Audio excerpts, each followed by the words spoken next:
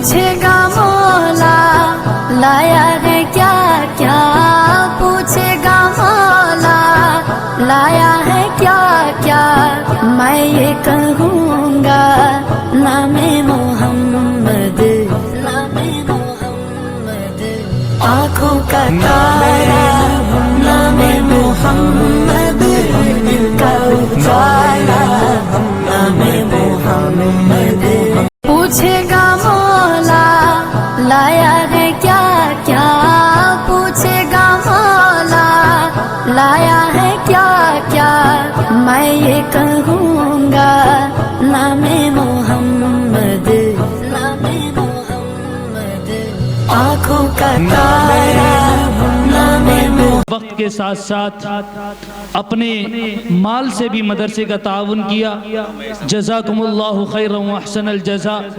جہاں آپ حضرات نے مدرسے کا بڑھ چڑھ کر کے تعاون کیا، وہیں آج دن میں ہماری ماں و بہنوں نے بھی پچھلے سالوں کے مقابلے میں الحمدللہ مدرسے کا بڑھ چڑھ کر کے تعاون کیا۔ ہم اللہ رب العزت کی بارگاہ میں دعا گو ہیں کہ اللہ تبارک و تعالی ہماری ماں و بہنوں اور آپ حضرات کی عمر میں خیر و برکت عطا فرمائے، کاروبار میں ترقی عطا فرمائے۔ اب میں بلا کسی تاخیر و تمہید کے اپنے اس پروگرام کی آخری کڑی مہمان خصوصی، مہمان محترم جناب حضرت مولانا مفتی محمد امجد صاحب، محتمم و روح رواں مدرسہ دارالعلوم صدیق اکبر سکندرآباد کی خدمت میں درخواست کر رہا ہوں کہ حضرت والا آئیں اور ہم سب کو اپنے بیان سے مستفیض فرمائیں۔ حضرت والا کو میں اس شعر کے ساتھ دعوت دے رہا ہوں، تو راز کن فقاں ہے اپنی ہستی پر آیا ہو جا، تو راز کن فقاں ہے اپنی ہستی پر آیا ہو جا، خودی کا رازدہ ہو جا، خدا کا ترجمہ ہو جا، ہوس نے کر دیے ٹکڑے ٹکڑے نوع انسانی کو، اخوت کا بیاں ہو جا، محبت کی زباں ہو جا۔ ہم حضرت مفتی صاحب کی خدمت میں درخواست کرتے ہیں کہ حضرت مفتی صاحب تشریف لائیں اور ہم سب کو اپنے بیان سے مستفیض فرمائیں، اور حضرت والا سے درخواست ہے کہ حضرت والا اپنے ہی دعائیہ کلمات پر اس اجلاس کا اختتام فرمائیں۔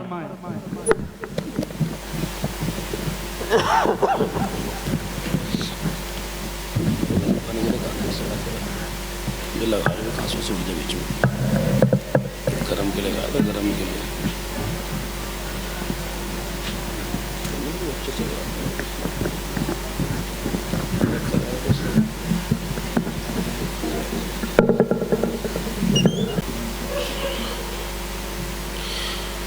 السلام علیکم ورحمۃ اللہ وبرکاتہ۔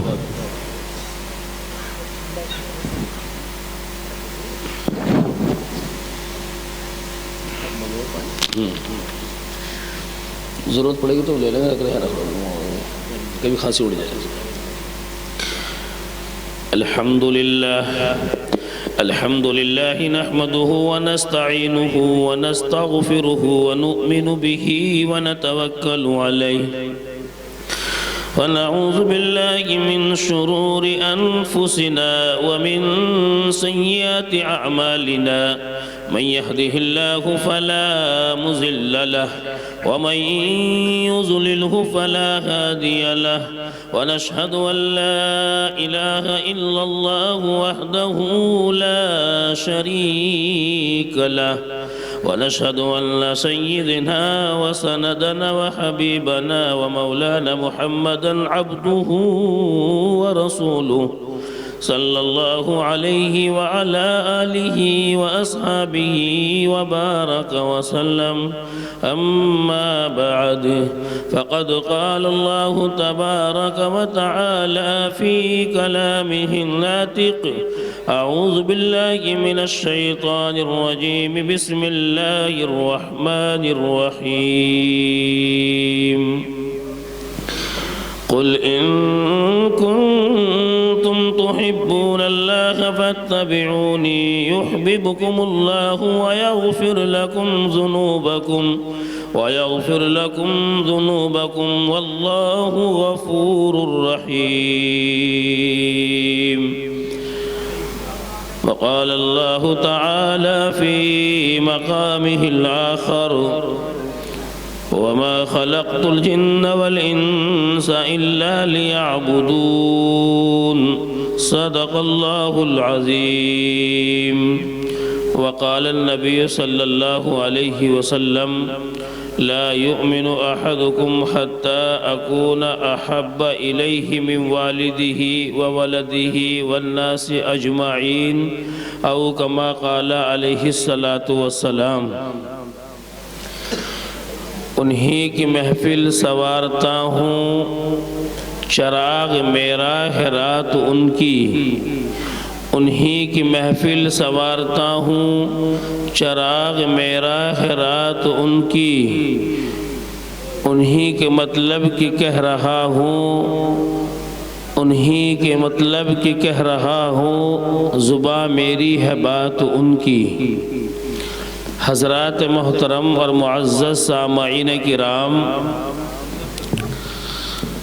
وقت بھی 12:30 بجے ہوا چاہتا ہے اور اس وقت خود بخود ہی ہمارا بدن ماند پڑ جاتا ہے، تھکان محسوس کرتا ہے اور نیند بدن کے رگو ریشے میں دوڑتی رہتی ہے. چونکہ اللہ تبارک و تعالی نے دن بنایا کام کے لیے اور رات بنائی اللہ تبارک و تعالی نے آرام کے لیے. تو اصل یہ ہے کہ اگر نیند آئے گی تو بہرحال وہ تو آئے گی، چونکہ فطری چیز ہے. تو ادباً درخواست یہ ہے کہ آپ جرأت اور ہمت کر لینا کہ اللہ تبارک و تعالیٰ وہ جرأت ہمارے اندر پیدا کر دے کہ ہمارے 1 گھنٹے یا پون گھنٹے جتنی دیر میں آپ کے بیچ میں ہوں کہ نیند نہ آئے. حالانکہ یہ فطری چیز ہے، میں نے پہلے ہی کہا کہ آئے گی تو پھر آئے گی، وہ تو کون روکے گا. لیکن جس طریقے سے اب یہ تمہاری بھی مجبوری ہے، جس طریقے سے آپ بیٹھے ہو اور غالباً آپ بیٹھ گئے ہوں گے 8 ساڑھے 8 کے بعد نماز پڑھ کر کے اور 3 4 5 گھنٹے تمہیں ہو گئے. تو میں ادباً آپ حضرات سے درخواست کر رہا ہوں، چونکہ کھڑا تو کوئی ہے ہی نہیں یہاں، لیکن کچھ لوگ جو یہاں لیٹ رہے ہیں وہ بیٹھ جائیں اور بیٹھنے کی فضا بنائیں، قریب کو ہو جائیں، اچھی طریقے سے بیٹھیں. مجھے معلوم ہے کہ آپ مجھے سنتے ہیں، یہاں 4-5 سالوں سے میں آتا ہوں، آپ سنتے ہیں الحمدللہ اور محبت کرتے ہیں. میں نے آپ کی وہ محبت بھی دیکھی ہے کہ ایک صاحب جب میں چندہ کرا رہا تھا، بڑے میں آئے کہ اللہ کے مفتی صاحب یہ 10,000 مدرسے کے 1,000 آپ کے. اس واقعے کو میں نے نقل کیا سلطان پور میں اور ماسرہ میں چندہ وہاں کرا رہا تھا. میں نے کہ تم مدرسے کو نہیں دے رہے، ایک رجیٹی کے لوگ ہیں وہ یوں کہتے ہیں کہ آپ کے بھی ہیں. میں نے کہ ایسا طریقہ کار اختیار کرو اور چندہ دینے کا جذبہ سیکھو رجیٹی والوں سے کہ وہ کس قدر کھل کے جم کر کے اپنے مدرسے پہ خرچ کرتے ہیں اور علماء کا اکرام کرتے ہیں. بات سمجھ میں نہیں آئی، کوئی بھی نہیں آگے ہوا. میں کہہ رہا ہوں تو میرے قریب کو ہو جاؤ، میں بات کروں گا تم سے. جو لوگ چلے گئے وہ پچھتائیں گے اور جو نہیں گئے وہی پچھتائیں گے. آپ سوچ رہے ہو جانے والے پچھتائیں گے، سمجھ میں آ رہا ہے ہم کیوں پچھتائیں گے؟ تو جانے والے تو یوں پچھتائیں گے کہ کاش ہم بات سن لیتے، اور جو یہاں موجود ہے وہ یوں پچھتائیں گے کہ انہیں 12 بجے کیوں بٹھایا، 12:30 بجے 8 بجے بٹھانا چاہیے تھا. اچھا یہ بتاؤ بات سننے کے موڈ میں ہوا حضرات؟ پوری رجھٹی محبت کرتے ہیں ماشاءاللہ. لیکن باوجود اس کے مجھے پتہ نہیں کتنے گھر ہیں یا کتنے یہاں پہ بچے ہیں، کتنے بڑے، میں نہیں بتا سکتا اس چیز کو، مجھے پتہ ہی نہیں. لیکن اتنا پتہ ہے مجھے کہ رجھٹی کے لوگ بہت انسیت رکھتے ہیں، بہت محبت کرتے ہیں. ابھی کہیں تھے ہم، وہاں ایک صاحب نے کہا کہ آپ رجھٹی جاتے تقریر کرنے کے لیے. میں نے کہا اپنا سا گاؤں، میرا ایک طریقے سے اسے گاؤں تسلیم کرتا ہوں میں اپنا، اسے رجھٹی کو جاتا نہیں ہوں. میں 20 سال میں بھی گیا، آیا یہاں پہ بھائی اخلاق بیٹھوں گے بتائیں گے، آیا 20 سال میں، میں یہاں پہ 20 سال میں بھی آیا. تو رجھیٹی سے ایک انسیت ہو گئی، اور وہ انسیت جانتے ہو آپ کس لیے ہو گئی؟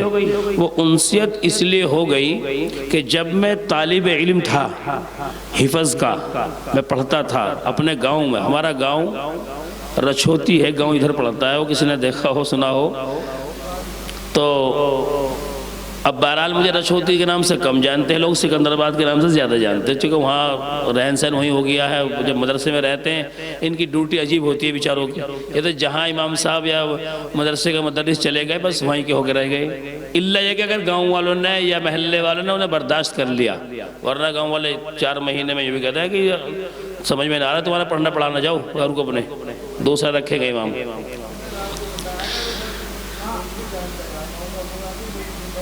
ہاں جس والا کا دھورا ہے سب اب جانیں گے، ہاں میرا چھوٹی جانتے نہیں بھائی، کئی ہاتھ اٹھ گئے، اچھا وہ رشتہ داری کر لو بھیا، یوں کرے رشتہ داری نہ کوئی۔ تو بہرحال عرض مقصود یہ ہے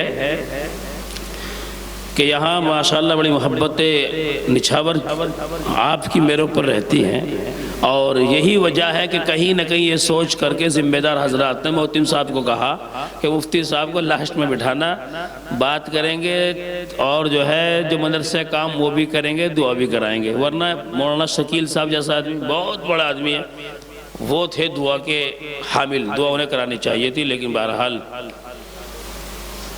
تو ایک چیز میں ساتھ ہی ساتھ یاد کرتا چلوں، اسے ہاتھ میں لے بیٹے گر جائے گا، یہ میری وجہ سے گر جائے گا، یہاں سے ادھر کہیں بیٹھ جاؤ۔ ساتھ ہی ساتھ یہ بھی عرض کرتا چلوں کہ یہاں بیٹھ کر کے آپ باتوں کو ایسے سنیں کہ بالکل جو ہے کیا نام ایسا محسوس ہونا چاہیے کہ آپ ہاں بات سننے کے لیے ہی بیٹھے ہیں، اور یہ تب ہوتا ہے کہ جب آنکھوں میں نیند کی چمک، نیند کا خمار نہیں ہوتا، اور جب نیند کا خمار ہوتا ہے تو جانتے ہو پھر کیسے ہوتا ہے؟ جب نیند کا خمار ہوتا ہے تو ایسے ہوتا ہے کہ ایک مول صاحب تقریر کر رہے تھے، انہوں نے کہا کہ بھئی مت جاؤ نماز کے قریب۔ اب جو سامنے بیٹھے سو رہا تھا تو سونے والے کی فطرت ہوتی ہے کبھی تو یوں کبھی یوں کبھی یوں، ایسے کرتا رہتا اپنی گردن کو، آپ نے دیکھا ہو یہ بیٹھ کے سو کے جھٹکے سے لیتا رہتا ہے ایسے، کبھی آنکھ کھل گئی کبھی بند ہو گئی۔ تو جب ان کی آنکھ کھلی ہوئی تھی تو انہوں نے مول صاحب کا وہ جملہ سنا تقریر کرنے والے کا، مت جاؤ نماز کے قریب، آگے کہا کہ جب تم نشے کی حالت میں ہو، وہ سو گیا تھا۔ صبح کو مسجد کے ادھر جو چوراہا سا ہے وہاں کھڑا اور 3-4 آ گئے، کہ اللہ کے رات بہت اچھا مولانا نے بیان کرا، بہت اچھی بات بتائی۔ بھئی کیا بتایا؟ کہ اللہ کے کہ وہ کہہ رہے تھے کہ مت جاؤ نماز کے قریب، اور کسی نے کہا بیوقوف اگلی بات تو نے سنی نہیں۔ کہ اگلی کیا بات تھی؟ کہ اگلی بات تو یہ تھی کہ جب تم نشے کی حالت میں ہو تو فتنہ ہو جاتا، لیکن وہ خیر بہرحال کو سمجھدار تھا، اس نے کہا یہ میرا اگلی بات نہیں سنی میں نے تو اتنا ہی سنا۔ ایک جگہ ایسا بھی ہوا کہ مول صاحب تقریر کر رہے، سب چلے گئے اٹھ کر کے۔ اب ایک تو اسٹیج پہ بیٹھے تھے اور ایک سامنے بیٹھے تھے۔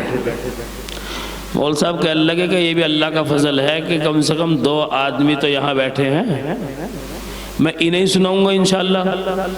وہ جو اسٹیج پہ بیٹھے تھے وہ کہنے لگے میری مجبوری ہے، مجھے صدر بنا دیا، مجھے دعا کرانی۔ جو سامنے بیٹھے وہ کہنے لگے جی میرا مائک ہے، مائک لے کے جاؤں گا۔ تو ہی کہنے لگے میری مجبوری ہے ورنہ میں بھی چلا جاتا ہے۔ لیکن فرمان بھائی مائک والے ایسے نہیں، وہ تو یوں کہتے ہیں کہ مفتی صاحب بات کرنا، ابھی مجھ سے یوں تو کہنے کے لیے آئے تو کہ جی مائک بہت اچھا سیٹ کر دیا، بات کرنا بڑے دبا کر کے، بات سننی ہے مجھے۔ وہ مجھ سے بڑی عقیدت رکھتا ہے بیچارہ۔ یہ بھائی ثاقب ہے ہمارے، بھائی ثاقب اتنی عقیدت رکھتے ہیں کہ آج بھائی ثاقب دن میں ٹیلی فون کیا، کہا کہ جی آپ رجھیٹی جاتے ہیں، آپ کی صدارت میں پروگرام ہوتا ہے وہاں، میں نے کہ بتلائیں کہ لگے اس بندے کو بھی رجھیٹی والوں نے یاد کیا ہے۔ میں نے کہ اگر یاد کیا تو تم بھی یاد کرو گے، وہ بہت محبت والے لوگ ہیں۔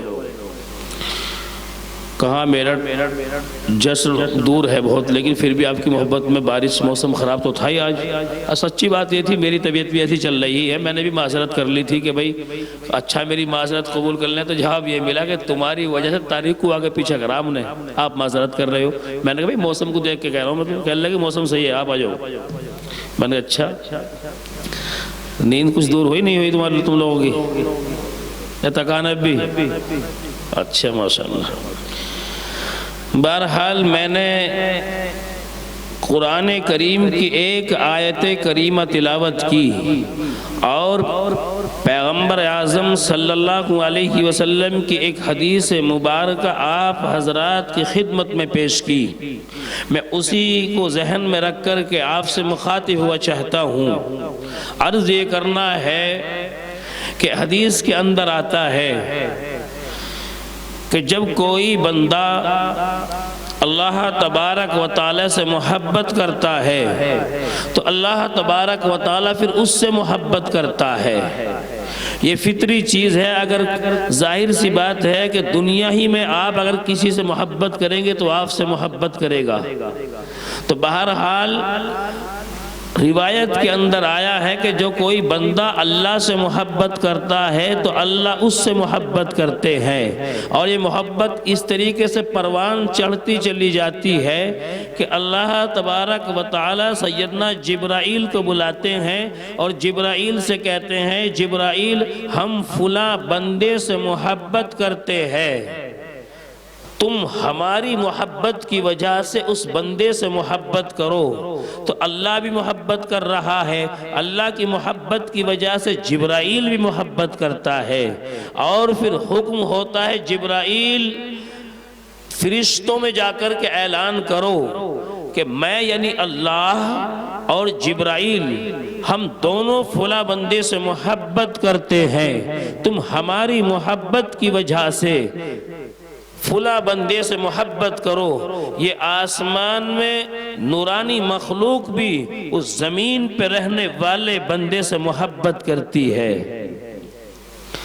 اور یہ محبت پھر یہی نہیں، محبت آگے بڑھتی ہے۔ جبرائیل کو حکم ہوتا ہے، جبرائیل نچلے آسمان پہ جا کر کے اور دنیا والوں کو مخاطب کر کے یہ اعلان کر کہ اللہ تبارک و تعالی اور اللہ تبارک و تعالی کے تمام نورانی فرشتے فلاں بندے سے محبت کرتے ہیں، تم ہماری محبت کی وجہ سے اس بندے سے محبت کرو۔ تو دنیا والے اس بندے سے محبت کرتے ہیں، یعنی اللہ تبارک و تعالی دنیا کے لوگوں کے دلوں میں اس کی محبت کو پیدا فرما دیتا ہے۔ اور اس کی بیان دلیل یہ ہے، آپ حضرات نے دیکھا ابھی علماء کرام آئے اور ابھی ایک مفتی صاحب بیان کر رہے تھے، مفتی طیب صاحب، محبت نچھاور کی آپ نے کہ یکے بعد دیگرے، کسی نے 100 روپے،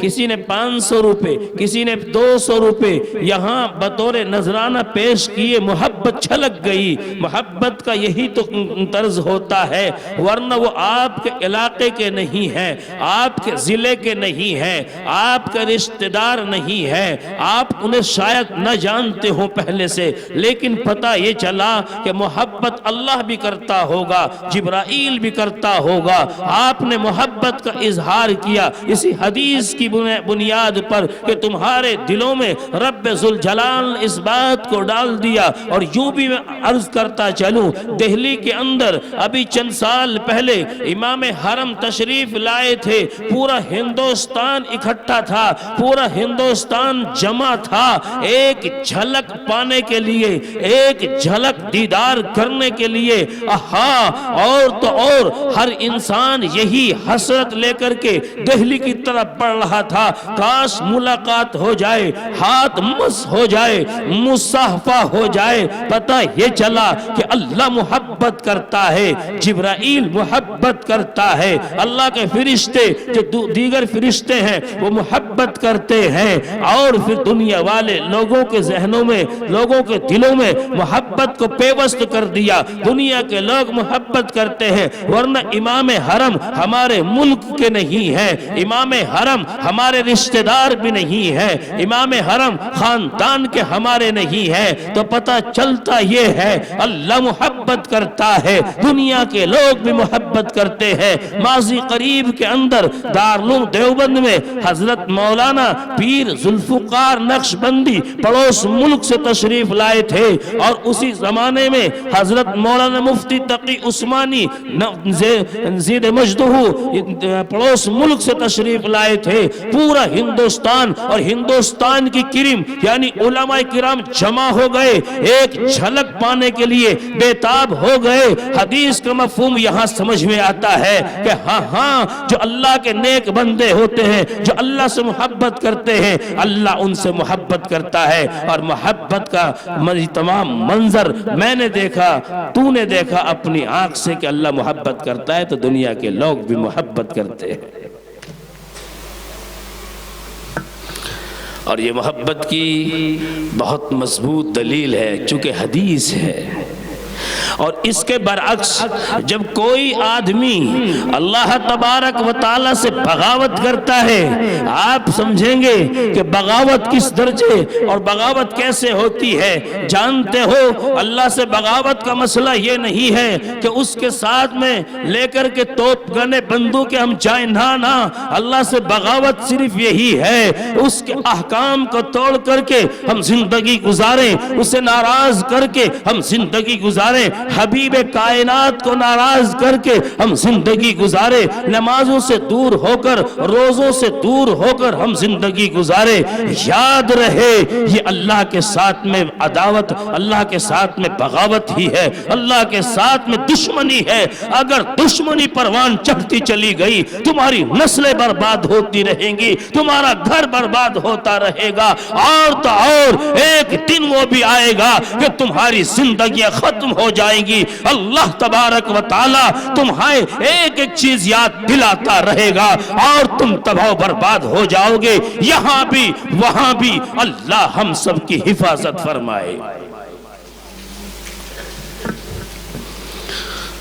میں نے جناب نبی کریم صلی اللہ علیہ وسلم کی حدیث آپ حضرات کی خدمت میں پیش کی تھی. اور رجھیٹی کے غیور مسلمانوں, اپنے عقل کے دریچے کھول کر کے سنو, اللہ کی قسم حبیب کائنات موجود ہیں, حبیب کائنات تشریف فرما ہے, صحابہ کرام تشریف فرما ہے. اللہ کے نبی صلی اللہ علیہ وسلم نے عمر فاروق سے اور تمام صحابہ سے مخاطب ہو کر کے فرمایا تھا, لا یؤمن احدکم حتی اکون احب الیہ من والدہ وولدہ والناس اجمعین. حضرت جناب نبی کریم صلی اللہ علیہ وسلم نے ارشاد فرمایا, تم میں سے کوئی بھی شخص اس وقت تک کامل مومن نہیں ہو سکتا جب تک کہ میں تمہاری نگاہ میں تمہاری اولاد, تمہارے والدین, حتیٰ کہ دنیا کے تمام لوگوں سے زیادہ محبوب نہ بن جاؤں, زیادہ عزیز نہ بن جاؤں. جانتے ہو تمام صحابہ خاموش ہے. خطاب کا بیٹا عمر کھڑا ہوا, کھڑا ہونے کے بعد میں یوں کہا, ہاں یا رسول اللہ, آپ مجھے دنیا کی ہر چیز سے زیادہ محبوب ہیں, میری اولاد سے بھی, میرے والدین سے بھی, لیکن میری جان سے زیادہ محبوب نہیں. مفتی صاحب تقریر کر رہے تھے, آخر میں جملہ کہہ کر کے گئے کہ اللہ کے نبی کے ساتھ میں محبت کا معاملہ کرو, محبت کا معاملہ کرو. میں بیٹھا میرے ذہن میں نہیں تھا کہ میں اس موضوع پہ گفتگو کروں, چونکہ اس موضوع پر میں نے متعدد اجلاس میں گفتگو کی ہے. اسی سیزن کا یہ غالباً 53واں جلسہ نہ ہو میرا, اور کئی راتیں مجھے سوئی. اس میں صداقت ہے, حقیقت ہے, آواز بھی ساتھ نہیں دے رہی. میں نے آتے ہی ایک اپنے محسن چمن بھائی سے کہا تھا کہ میرا گلا کام نہیں کر پا رہا ہے, فوراً دوائی منگائی ہے, یہ کہیں نہ کہیں اس کا اثر آپ لوگوں کی محبتیں ہیں. تو میرا موضوع تو یہ تھا کہ میں ایسا موضوع چھیڑوں کہ 40 منٹ میں پورا ہو جائے.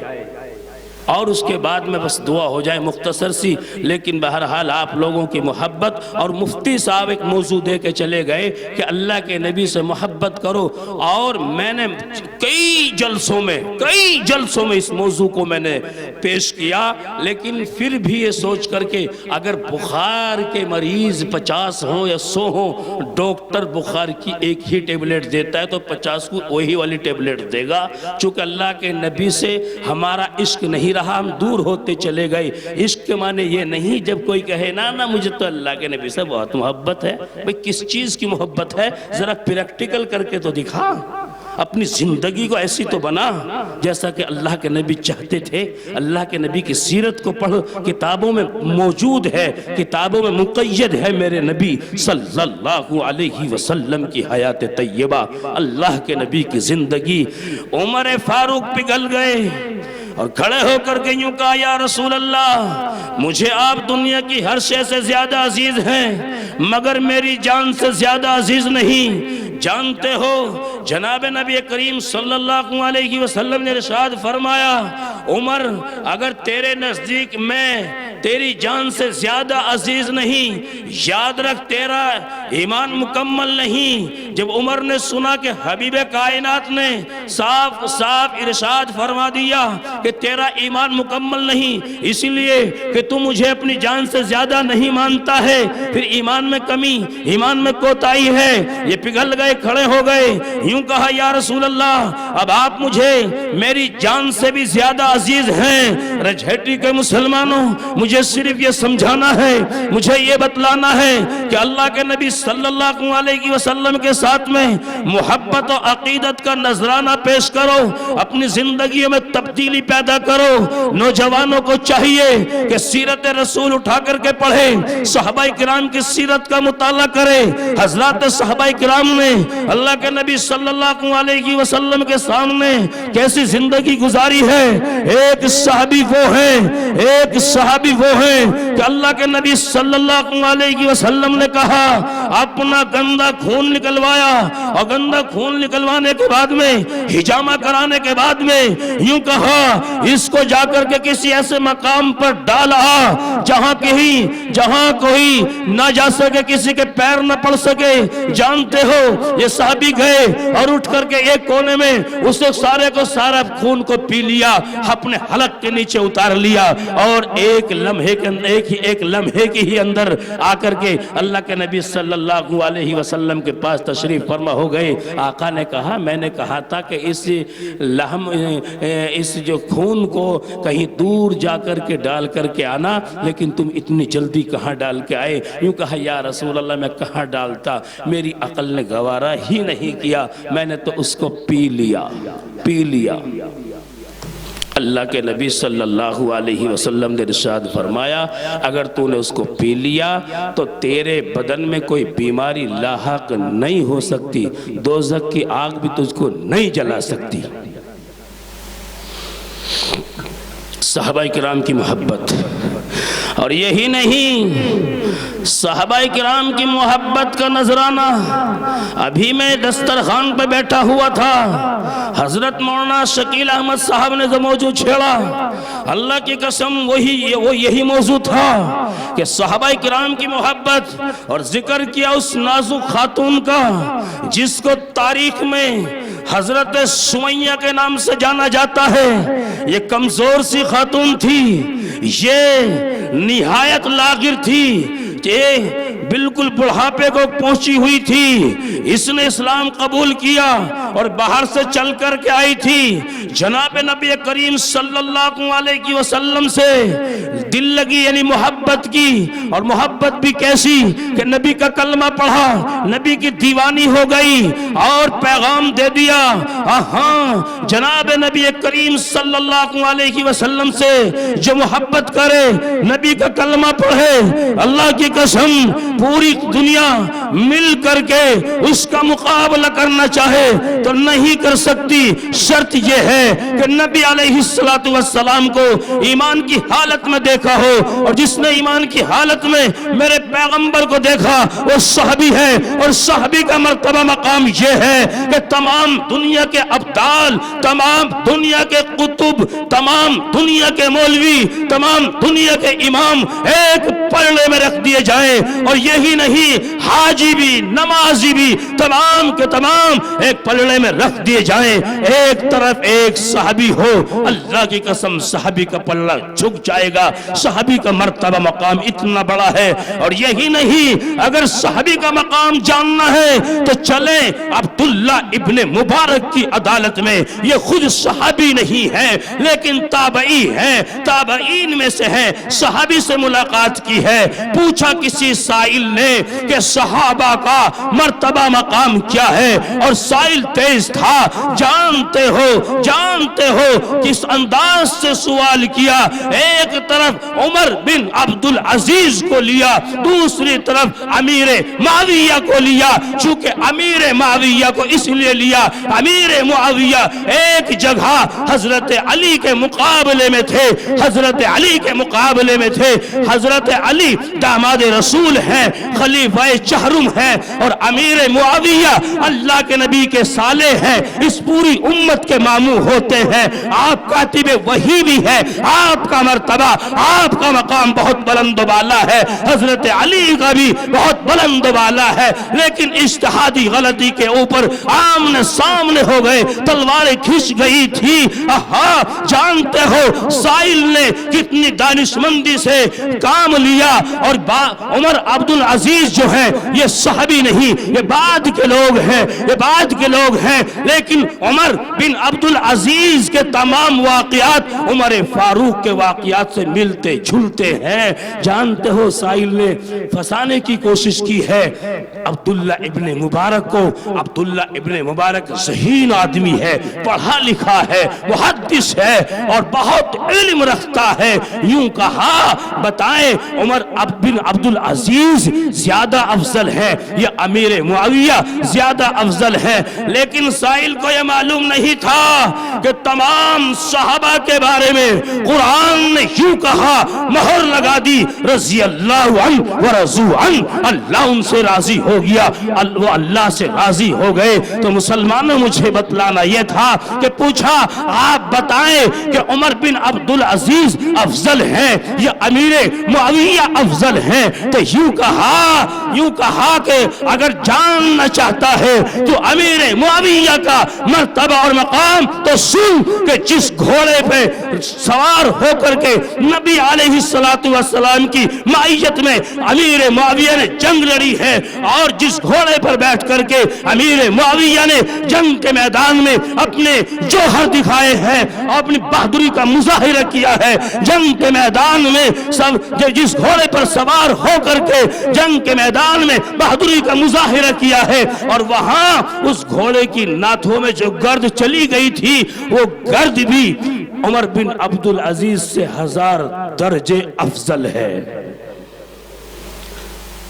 साइल जो कहना चाहता था उसको नाकाम कर दिया एक झटके में, ये कह करके कि जो अमीर मुआविया ने अल्लाह के नबी सल्लल्लाहु अलैहि वसल्लम की माइयत में आपके साथ में रह करके जिस घोड़े पे बैठ करके जंगे लड़ी है, और उस घोड़े की नाथों में जो गर्द चली गई थी, गर्दो गुबार दाखिल हो गई थी, वो गर्दो गुबार भी उमर बिन अब्दुल अजीज की शख्सियत से 1000 गुना अफजल है, 1000 दर्जे अफजल है। ये है सहाबी का मकाम, ये है सहाबी का मकाम। तो जानते हो मैं बतलाना चाहता था कि वह हजरत सुमैया जब अल्लाह के नबी का कलमा पढ़ लेती है, पता चला मक्के के जालिमों को, मक्के के चौधरियों को, कि जो अल्लाह के नबी के दुश्मन थे, इस्लाम के दुश्मन थे, कुरान के दुश्मन थे, जब उन्हें यह पता चला अबू जहल ने वहीं से 3-4 लड़के दौड़ा दिए और यूं कहा जाकर के कहो جا کر کے کہو سمیہ سے تو نازک ہے، لاغر ہے، بڑھاپے کو پہنچی ہوئی ہے، اپنے آبا اجداد کے دین پر لوٹ آ، محمد کا دین چھوڑ دے ورنہ تیرا انجام اچھا نہیں ہوگا۔ جانتے ہو 3-4 نوجوان آئے ہیں، آ کر کے ابو جہل کی وہ دھمکی حضرت سمیہ کو دی گئی، حضرت سمیہ کو سنائی گئی۔ اللہ کے اعظم کی قسم، رب ذوالجلال کی قسم، سمیہ نے سنا اور سننے کے بعد میں یوں کہا ایک جان ہے، اگر اس جسم کے اندر 1000 جان ہوتی، ایک ایک جان نچھاور کرتی چلی جاتی، محمد عربی پر ایک ہی جان دی ہے، میرے پالنہار نے اگر 1000 جان دیتا، ایک ایک جان کو محمد عربی پہ قربان کر دیتی۔ سمیہ نے 2 ٹوک کہا۔ ان حواریین نے جا کر کے اپنے اس سرگنے کو بتایا، ابو جہل کو، یوں کہا کہ اس نے تو ہمیں دھمکا دیا، جانتے ہو اس نے کیا کہا، انجام برا ہوگا۔ یہ گیا اور جانے کے بعد سمیہ سے ملاقات کی اور یوں کہا سمیہ اپنے آبا و اجداد کے دین پر لوٹا، یعنی اس دین سے پلٹ کر کے اپنے پچھلے دین پر لوٹا۔ اگر تم نے ایسا نہیں کیا چند منٹوں میں تیرا کھیل ختم کر دوں گا، تیری زندگی کو تباہ و برباد کر دوں گا۔ سمیہ نے یوں کہا سن، جو تیرے چیلے چپٹے آئے تھے میں نے ان سے کہا تھا وہی بات میں تجھے بھی کہہ دینا چاہتی ہوں۔ آنکھوں میں آنکھیں ڈال کر کے اپنی بہادری کا مظاہرہ کرتے ہوئے حبیب کائنات کی محبت میں یوں کہا ایک جان ہے، اگر 1000 جانیں ہوتی، اللہ کی قسم ایک ایک جان کر کے محمد عربی پہ، فاطمہ کے ابا پہ، حسنین کے نانا پہ میں قربان کرتی چلی جاتی۔ میرے اوپر ستم یہ والا ستم، ایک جان ہے اور 1000 جانیں ہوتی اللہ کے نبی پہ قربان کر دیتی۔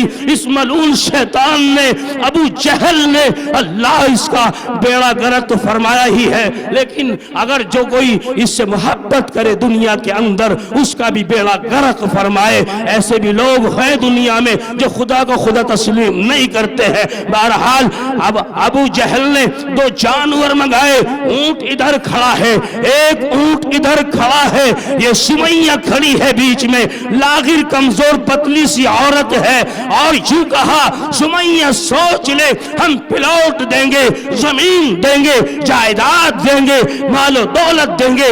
سمیہ نے پھر وہی جواب دیا، ادھر رسی باندھ دی گئی، ادھر رسی باندھ دی گئی، سمیہ کھڑی ہوئی ہے، سمیہ کے اس زانو میں رسی باندھی، اس زانو میں رسی باندھی، اونٹ کو یوں چلا دیا گیا، اونٹ کو ادھر چلا دیا گیا، اور ایک برچھا لے کر کے حضرت سمیہ کی شرمگاہ پہ مار دیا۔ خدا کی قسم آسمان میں لرزہ طاری ہو گیا، فرشتوں نے رونا شروع کر دیا، کوہرام مچ گیا، ہواؤں نے چلنا پھرنا بند کر دیا، پورا نظام کائنات رک گیا، تھم سا گیا۔ یہ دیکھا ان تمام جانوروں نے، تمام جانداروں نے، اس زمین نے دیکھا، اس آسمان نے دیکھا کہ سمیہ کے اندر کتنی ہمت ہے، کتنا استقامت ہے کہ ایک لمحے کے لیے بھی سمیہ پہ لرزہ طاری نہ ہوا۔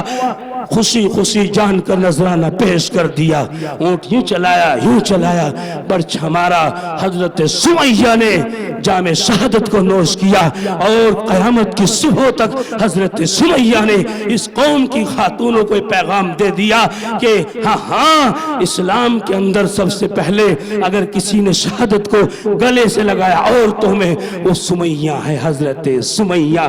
اور سمیہ کا نام قوم کی یعنی امت کے لوگ عقیدت و محبت سے قیامت کی صبح تک لیتے رہیں گے۔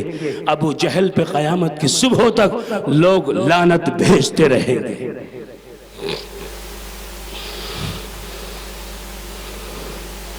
حضرت سمیہ، اللہ تعالی ہماری ماں کو، ہماری بہنوں کو ایسی جرأت عطا فرمائے، ہمت عطا فرمائے، ایسا عشق نبی سے اور ایسا عشق صحابہ کرام سے کرنے کی توفیق مرحمت فرمائے۔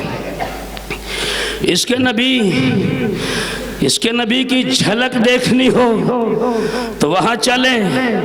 شاید ان کا بھی ذکر مولانا شکیل صاحب نے کیا. بلال حبشی رضی اللہ تعالیٰ عنہ یہ کالے کلوٹے صحابی ہیں لیکن اللہ کے نبی کے دیوانے ہیں, اللہ کے نبی سے محبت کرنے والے ہیں. اور محبت کا انداز تو دیکھیے کہ بلال حبشی کا محبت کا انداز کیا ہے اور بلال حبشی کا مقام اور مرتبہ کیا ہے. جناب نبی کریم صلی اللہ علیہ وسلم جبرائیل کی معیت میں سفر کر رہے ہیں, یعنی وہاں اللہ تبارک و تعالیٰ کے نبی معراج پہ تشریف لے جا رہے ہیں. آپ مسجد اقصی بھی گئے, آپ جنت کی سیر کر کے بھی لوٹے ہیں. جانتے ہو میرے آقا کا مقام یہ ہے کہ جبرائیل جہاں جانے کی جرأت نہ کرے, میرے آقا آگے بڑھ جائیں, لیکن میرے آقا سے آگے آگے کسی کے قدموں کی آہٹ تھی, آواز آ رہی تھی. میرے آقا نے پلٹ کر کے جبرائیل کی طرف اشارہ کر کے یوں کہا, جبرائیل یہ میرے قدموں سے آگے کس کے قدموں کی آہٹ ہے؟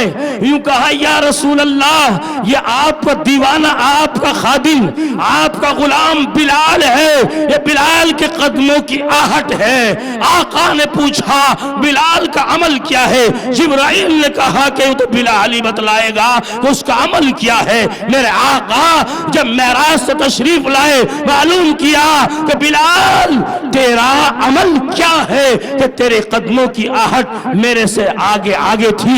جانتے یوں کہا, یا رسول اللہ میرا کوئی ایسا عمل نہیں ہے لیکن ایک چھوٹا سا عمل ممکن ہے, کہیں اسی کی برکت نہ ہو. پوچھا کیا عمل ہے؟ یوں کہا کہ یا رسول اللہ میں ہمیشہ باوضو رہتا ہوں, کبھی بے وضو نہیں رہتا ہوں. میں باوضو رہتا ہوں. چھوٹا سا عمل. وضو کرنے میں کتنے گھنٹے خرچ ہوتے ہیں؟ 2 1.5 کتنے گھنٹے خرچ ہوتے ہیں؟ 1 گھنٹہ اور آدھا 2.5-3 منٹ میں, بلکہ 1.5 منٹ میں خضوع کے ساتھ میں وضو ہو جاتا ہے. چھوٹا سا عمل لیکن اس کی جامعیت کو دیکھیے آپ کہ نبی تشریف لے جا رہے ہیں, آگے آگے بلال کے قدموں کی آہٹ ہے. کتنا جامع عمل ہے. اور یہی نہیں, روایت میں یہ بھی آتا ہے پیغمبر اعظم صلی اللہ علیہ وسلم اذان جب فجر کی ہوتی آپ سنت پڑھ لیا کرتے تھے, اور جتنی دیر میں فرض ادا ہو تھوڑا بیچ میں وقفہ ہوتا تھا 15-20 منٹ کا. میرا آقا کبھی کبھی لیٹ جایا کرتے تھے. صحیح روایت سے ثابت ہے کہ آقا لیٹ جایا کرتے تھے, لیکن تم ایسا مت کرنا, تمہارے لیٹنے میں نبی کے لیٹنے میں زمین و آسمان کا فرق ہے. میں لیٹ گیا یا تم لیٹ گئے تو پتہ چلا کہ سنت کے چکر میں فرض بھی چلے گئے. نبی علیہ السلام لیٹے تو ایک روز ایسے لیٹے آنکھ لگ گئی جب, اور صحابہ کرام مسجد نبوی کے اندر ہیں, نماز کے لیے بے قرار بے چین منتظر ہیں, بار بار یہ سوچ رہے ہیں اللہ کے نبی صلی اللہ علیہ وسلم تشریف نہیں لا رہے, کیا وجہ ہے؟ آقا کی آنکھ کھلی, جلدی سے وضو فرمایا اور مسجد میں تشریف لائے, نماز کو مختصر کر دیا, نماز کو بالکل اختصار کے ساتھ میں پڑھا دیا. یوں کہا, او میرے پیارے صحابہ بیٹھ جاؤ. حالانکہ صحابہ کرام تو بیٹھے رہتے تھے. صحابہ کرام اللہ کے نبی کے دیوانے تھے, اللہ کے نبی کے عاشق تھے. اللہ کے نبی کیا کب فرما دے منتظر رہتے تھے. صحابہ کرام سے یوں کہا قصدن عمدن بیٹھ جاؤ. صحابہ کرام بیٹھے ہیں. یوں کہا, آپ سوچ رہے ہوں گے یہ نماز میں تاخیر کیوں اور نماز میں پڑھانے میں اتنی عجلت کیوں؟ یوں کہو میرے پیارے صحابہ میں لیٹ گیا, آنکھ لگ گئی. اسی آنکھ لگنے کی اثنا میں, اسی آنکھ لگنے کے دوران میں نے کیا دیکھا؟ میں نے یہ دیکھا کہ وہاں عرش کے پاس میں فرشتوں کا ہجوم ہے. اللہ کے اعظم کے عرش کے ارد گرد فرشتے ہیں, تمام فرشتے جمع ہیں. آپ آپس میں لڑ رہے ہیں، کوئی چیز ان کے ہاتھ میں ہے اور چھینا جھپٹی کر رہے ہیں۔ اللہ تبارک و تعالیٰ نے مجھ سے کہا حبیب بتا یہ کیوں لڑ رہے ہیں؟ یوں کہا اللہ کے اعظم سے، جناب نبی کریم صلی اللہ علیہ وسلم نے، میں علم غیب نہیں رکھتا ہوں۔ اللہ سے یوں کہا اللہ مجھے معلوم نہیں ہے، جانتے ہو؟ اللہ تبارک و تعالیٰ نے ارشاد فرمایا یہ فرشتے اس لیے لڑ رہے ہیں کہ تمہاری امت کے اندر جو باوضو ہوتے ہیں اور وضو کو خشوع اور خضوع کے ساتھ میں کرتے ہیں، یہ اتنا جامع عمل ہے، یہ ایک آدمی نے وضو کیا ہے اس کا عمل لے کر کے میرے پاس میں آئے، ہر فرشتہ یہ چاہ رہا ہے اس عمل کو میں اللہ کے سامنے پیش کروں، ہر فرشتہ یہ چاہ رہا ہے اس عمل کو میں اللہ کے سامنے پیش کروں، ایک ایک فرشتہ لڑ رہا ہے۔ یہ ادا میرے نبی کو اتنی پسند آئی کہ صحابہ کرام کو آ کر کے یہ واقعہ بتلایا کہ اپنے وضو میں خشوع اور خضوع پیدا کرو اور کوشش یہ کیا کرو کہ ہم ہمیشہ باوضو رہیں۔ کوشش یہ کیا کرو کہ ہم ہمیشہ باوضو رہیں، لیکن ہم تو اللہ حفاظت فرمائے، تھوڑی سردی پڑ گئی تو کوشش کرتے ہیں کہ اسی وضو سے کام چلا لیں، عصر والے سے مغرب کا کام چلا لیں، پتہ نہیں کہ وضو ہے نہیں ہے، سوچ رہے ہیں وضو، بس ہم صرف نماز میں جاتے تو وضو کرتے ہیں، وضو سفر میں جا رہے ہو تو باوضو رہو، کھانا کھا رہے ہو تو کوشش کرو کہ باوضو رہے۔ یعنی ایسے بھی لوگ گزرے ہیں دنیا کے اندر، ایسے لوگ بھی دنیا کے اندر گزرے ہیں کہ جنہوں نے بغیر وضو کے آسمان نہیں دیکھا۔ تو بات چل رہی تھی بلال حبشی رضی اللہ تعالیٰ عنہ کے مرتبے اور مقام کی کہ آپ کا مرتبہ اور مقام یہ ہے کہ یوں کہا بلال تیرے قدموں کی آہٹ ہم نے سنی جنت کے بالا خانوں میں، یوں کہا یا رسول اللہ میرا کوئی ایسا عمل نہیں، ممکن ہے کہ یہ وضو کی برکت ہو۔ مسلمانوں بلال کا عشق نبی یہ ہے، مجھے تو عشق نبی اصل بتلانا تھا کہ بلال کا عشق نبی یہ ہے، یہ حضرت ابو بکر رضی اللہ تعالیٰ نے ان کو خریدا، غلام تھے، خرید کے آزاد کر دیا، مسجد نبوی میں مؤذن کی خدمت انجام دیتے رہے، اذان دیتے رہے۔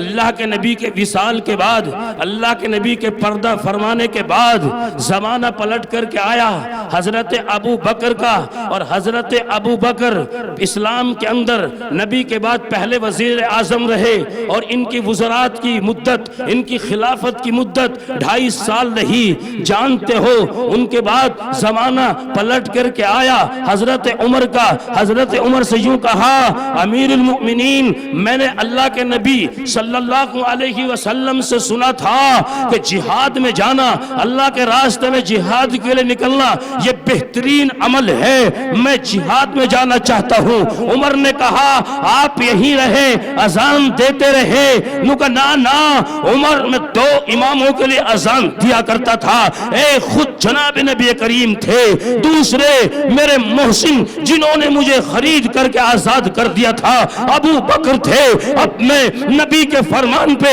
ضرور بھی ضرور عمل کروں گا۔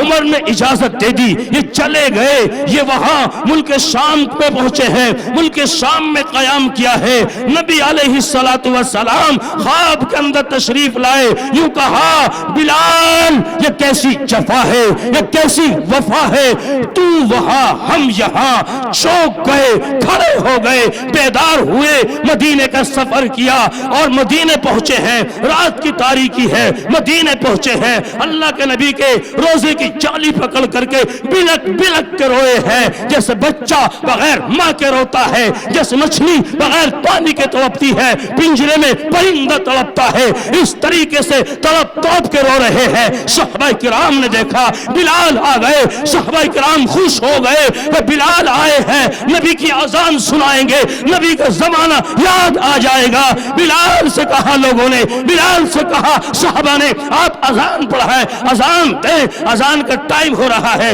بلال نے انکار کر دیا، منع کر دیا۔ کس لیے منع کیا؟ کہا کہ بلال اذان دو. یوں کہا نا نا اذان نہیں. وجہ کیا ہے؟ یوں کہا کہ اگر میں اذان دوں گا، میں کہوں گا اشہد ان محمد رسول اللہ، میں کس کا چہرہ دیکھوں گا؟ میں کس کا چہرہ دیکھوں گا؟ مجھے کون سنبھالے گا؟ میں اپنے آپ کو نہ سنبھال پاؤں گا. صحابہ کرام یہاں خاموش ہو گئے، مشورہ کیا. جانتے ہو مسلمانوں، دو شہزادے کھڑے ہوئے تھے ایک کونے کے اندر، جنہیں تاریخ حسنین کے نام سے جانتی ہے.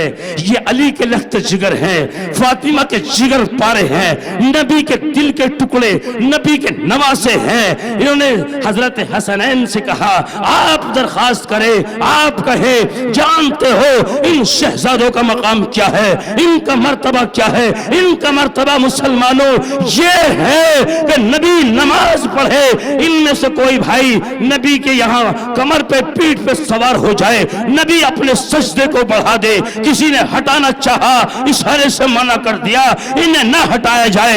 ان کا مقام یہ ہے کہ نبی منبر پہ خطبہ دے اور یہ سامنے سے آتے رہے، صفوں کو چیرتے پھاڑتے مسجد نبوی میں آئے، میرا نبی نیچے اتر کے انہیں کاندھے پہ بٹھائے. ان کا مقام یہ ہے، ان کا مقام یہ ہے کہ نبی گود میں اٹھائے اور یوں کہے یہ فاطمہ کا باغ ہے، فاطمہ کا باغ ہے. نبی انہیں دیکھ کر کے خوش ہو جائے. ان کا مقام یہ ہے. ایسے شہزادے کبھی نہ آئے تھے، کبھی نہ آئیں گے. ان کا مقام یہ ہے. ہاں، حضرت حسنین سے یوں کہا کہ آپ اذان کی درخواست کریں بلال حبشی سے. حضرت حسنین نے ایک دم سینہ چوڑا کر کے کہا ہم کہیں گے کہ ہمیں ہمارے نانا جان کے ٹائم کی اذان سنا دی جائے. موسم بھی گل گلزار مدینے کا ہو گیا ہوگا. جانتے ہو مسلمانوں، جس وقت میں بلال حبشی نے سنا حسنین یوں کہہ رہے ہیں تو یوں کہ درخواست نہیں بلکہ حکم ہے. ان بچوں کی درخواست کو میں قبول نہ کروں. یہ بھی عشق رسول نہیں ہے، یہ نبی کے نواسے ہیں. یہ تو وہ ہیں جن سے میرا نبی محبت کرتا تھا، میرا نبی خوش ہوتا تھا. اگر یہ بچے کہتے ہیں مجھے لازم ہے میں اذان دوں گا، اذان دے کر کے رہوں گا. بلال حبشی نے اذان دی ہے. اللہ کی قسم بتانا یہ تھا مدینے میں کوہرام مچ گیا. مدینے میں جتنے بھی مسلمان تھے تمام کے تمام رونے لگے. عورتیں اپنے گھروں سے باہر آ گئی، اپنی چادروں سے باہر آ گئی. پورے مدینے والوں کو نبی کی یاد آ گئی، نبی کا زمانہ یاد آ گیا. اگر بوڑھا ہے بلک رہا ہے، نوجوان ہے سسک رہا ہے، بچہ ہے تڑپ رہا ہے، ہر ایک نوجوان تڑپ تڑپ کر کے اس جگہ کو دیکھ رہا تھا جدھر نبی، جدھر سے نبی تشریف لاتے تھے. عورتیں ادھر کو دوڑی جدھر نبی سے تشریف لاتے تھے. اللہ کی قسم یہ عشق رسول تھا. لکھا ہے سیرت کی کتابوں میں کبھی اہل مدینہ کو اتنا روتے ہوئے نہیں دیکھا گیا جتنا اس دن روتے ہوئے دیکھا گیا. یہ عشق رسول تھا. اور یہ موضوع اتنا طویل ہے کہ تمہیں ایسا لگے گا کہ صرف 40 منٹ ہوئی ہے، حالانکہ 2 گھنٹے ہو جائیں گے. ابھی مجھے غالباً سولانے کے اندر 2.5 گھنٹے بلوا دیا. نہ مجھے احساس ہوا نہ انہیں احساس ہوا. مجمع کم سے کم خدا جھوٹ نہ بلائے 1600-1700 آدمی بیٹھے تھے فرید نگر کے اندر. پورے مکمل 1 گھنٹہ 50 منٹ بلوایا. مجمع 4000 کا تھا. یہ ساقی بھائی گواہ ہیں. ابھی اور نورنگ آباد کے اندر تاحد نظر مجمع ذرا سا 40 منٹ کا مجھے ٹائم دیا. پتہ یہ چلا کہ 40 منٹ کے چکر میں 1.25 گھنٹہ ہو گیا. بولتا چلا گیا. اتنا مٹھاس اس موضوع کے اندر رکھا ہے اللہ تبارک و تعالیٰ نے کہ کسی اور موضوع کے اندر اتنا مٹھاس نہیں رکھا. میرا وعدہ رہا زندگی تمہاری بھی بخیر رہی، زندگی میری بھی بخیر رہی انشاءاللہ العزیز. اسی موضوع پہ کسی نے یاد دلایا، اسی موضوع پر آئندہ بات ہوگی۔ اگر سال کے بیچ میں بھائی اخلاق نے مجھ سے کہا تھا، میں نے بھی کہا تھا آپ بلائیں گے حاضر ہو جاؤں گا، کوئی مسئلہ نہیں ہے میرے لیے، لیکن نہ جانے کون سی مجبوری تھی، بیمار پڑ گئے، میں عیادت کے لیے بیمار پڑ گئے، ورنہ ان کا من یہ تھا کہ ایک پروگرام اسپیشل میں آپ کے لیے کراؤں اور کم از کم عورتیں پردے میں ہو، مرد حضرات سامنے ہو اور 2.5-3 گھنٹے کا وقت ہو، خالص آپ ہو۔ میں نے منظور کیا تھا انشاءاللہ میں آؤں گا، لیکن مجبوری یہ بنی، یہ بیمار پڑ گئے۔ ہم نے دعا بھی کی اور اللہ تبارک و تعالیٰ کی بارگاہ میں ہاتھ اٹھا کر کے دعا کی تھی، یا اللہ پوری رجھیٹی والے کو بیماری سے یا اللہ شفا عطا فرما۔ اور بھائی اخلاق کی عیادت میں ہم چل کے اس لیے آئے تھے، بھائی اخلاق بھی مدرسے سے محبت کرتے ہیں، آپ سے محبت کرتے ہیں، آپ سب مجھ سے محبت کرتے ہیں، میں اس لیے آیا تھا۔ میں نے جو عشق رسول کا سبق ابھی تمہیں سنایا، عشق رسول کی چند باتیں میں نے سنائی، مسلمانوں بتلاتا چلوں عشق رسول کا یہ سبق کہاں پڑھایا جاتا ہے۔ عشق رسول کا سبق کسی کالج میں نہیں، کسی یونیورسٹی میں نہیں، کسی اسکول میں نہیں، کسی دھرمشالہ میں نہیں، کسی پاٹھشالہ میں نہیں، بلکہ عشق رسول کا سبق اگر پڑھایا جاتا ہے صحیح معنوں میں ان مدرسوں میں پڑھایا جاتا ہے، مدرسوں کی 4 دیواری میں پڑھایا جاتا ہے۔ یہ مدرسے وہ ہے جو عشق رسول کا سبق دیتے ہیں، عشق رسول کا درس دیتے ہیں۔ یہ مدرسے وہ ہیں جو تجھے اور مجھے نبی کے قریب کرتے ہیں، اللہ کے قریب کرتے ہیں۔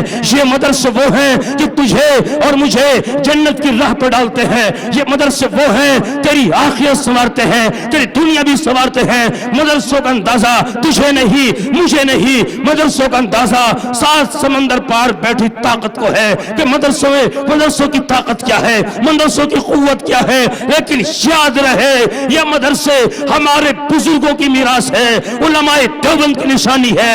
علماء دیوبند نے دارالعلوم دیوبند کا مدرسہ، خاص کر حجت الاسلام مولانا قاسم نانوتوی نے آندھی اور طوفان میں دارالعلوم دیوبند کا مدرسے کی بنیاد رکھ کر کے یوں کہا تھا، ایک چراغ روشن کر رہا ہوں آندھیوں میں، طوفانوں میں، انشاءاللہ یہ چراغ روشن ہوگا، چراغ سے چراغ روشن ہوتے چلے جائیں گے۔ ایک دن وہ آئے گا کہ ہندوستان ہی نہیں، بر صغیر ہی نہیں، پوری دنیا میں تعلیم کا فیض نظر آئے گا۔ آج وہ ٹائم چل رہا ہے، الحمدللہ۔ ہم اعتقاد کے ساتھ میں یہ بات کہہ سکتے ہیں، حضرت مولانا مفتی تقی عثمانی پڑوس ملک کے مفتی اعظم ہیں، لیکن ان کا خون اسی مٹی سے بہرحال انہوں نے جنم لیا، ہندوستان ہی کے اندر پیدا ہوئے۔ بچپن میں ان کے والد محترم مفتی شفیع کا ذکر آیا۔ سنو مسلمانوں، دارالعلوم کا مفتی ہے، یہاں ہے مفتی اعظم ہے، تقسیم میں چلے گئے، وہاں جانے کے بعد بھی مفتی اعظم ہے۔ مفتی تقی عثمانی لکھتے ہیں، میری عمر 6-7 سال کی تھی، ایک باغ لگایا، پہلی دفعہ وہ پھل دے رہا تھا، ہم جا رہے تھے باغ چھوڑ کر کے، اور خدا کی قسم میری آنکھیں بچپن میں، ابا یہ پھل دے رہا ہے، ابا یہ پھل دے رہا ہے۔ حالات ایسے بن گئے تھے، تقسیم ہو گئی تھی، سرحدیں کھچ گئی تھی، ادھر کے لوگ ادھر ہے، ادھر کے ادھر ہے، خاندان تقسیم ہو گئے، رشتہ دار تقسیم ہو گئے۔ لکھا کسی کتاب کے اندر، دلی نظام الدین سے ایک ٹرین 24 گھنٹے میں روانہ ہوتی تھی